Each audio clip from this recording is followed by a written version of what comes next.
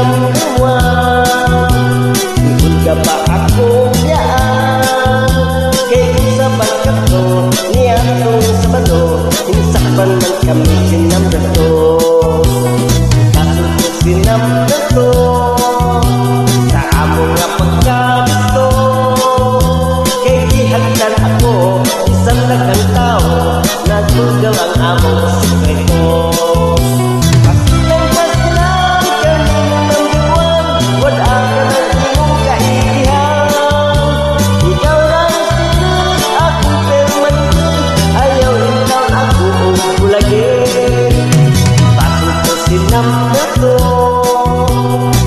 Na pagkalan nyo, kay gihagdan ako isang daghang tao, nabugaw ang among sikreto.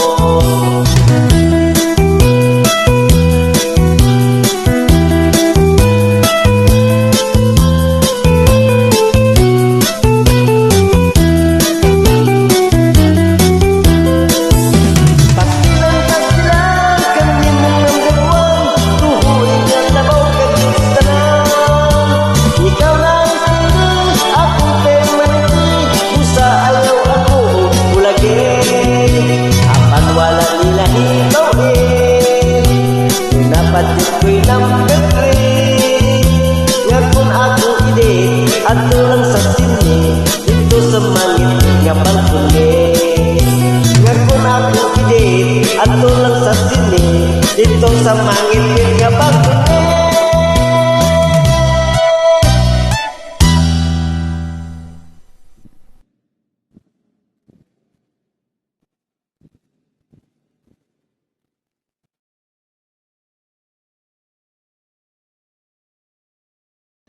Lahat ba ng dugo bawal sa Biblia?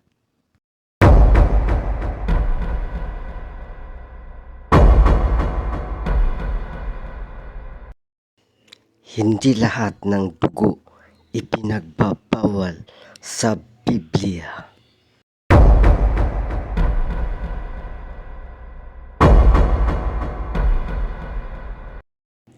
Mayroon lang sila binasa na bawal, pero hindi sinabi lahat.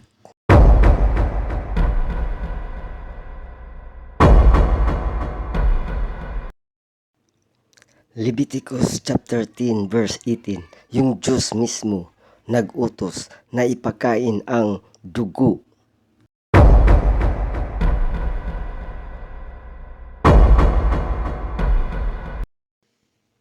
Sa Romans chapter 14 verse 17, ang kaharian ng Diyos ay walang kinalaman sa pagkain at sa inumin. Yan ang sabi ni Apostol Pablo. Sa Gawa 15:29, mga pagkain na inalay sa Diyos-Diyosan kasama na ang dugo, yan ang bawal kainin.